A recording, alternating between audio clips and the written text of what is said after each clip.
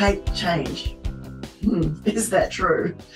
Well, as a coach and an organisational change manager, I often hear people say that, oh, people hate change. But is that true? Well, yes and no, it depends.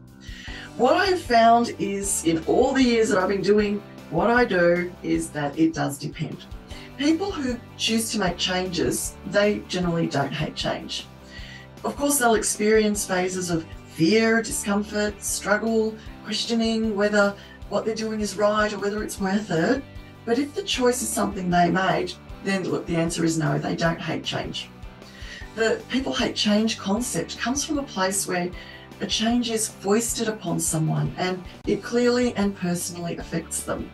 So for example, a company gets restructured, someone's role is no longer required, they lose their job. Or someone's partner or friend, they decide to end a relationship. For the receiver of that change, it is direct and it is personal.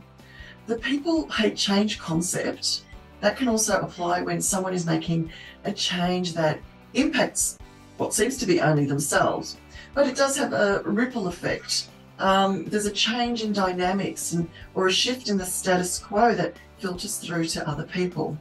So for example, someone doing self-development, getting more confident in themselves, making a decision to change jobs, changing their diet, starting a whole new exercise regime.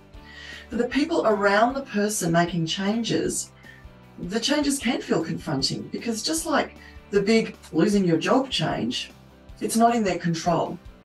So the issue isn't really about change, it's about control.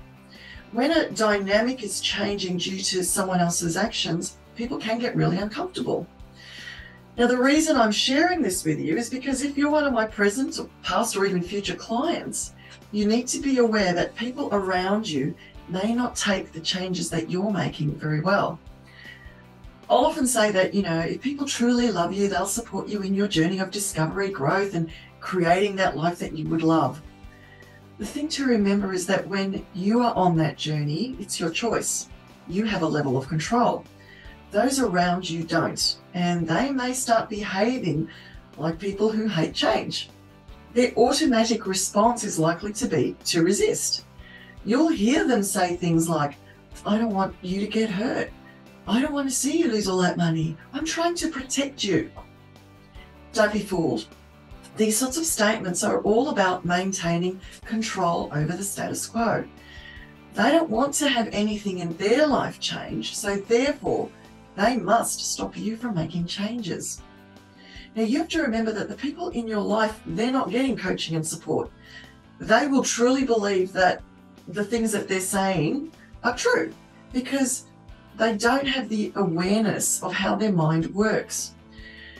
You've got to remember that those sorts of negative statements that they're making, they're the same negative statements that you yourself tell you when you're stepping out and doing something different. Your mind will automatically tell you that you're making a mistake, you're being selfish, you're being foolish, you're going to lose all that money.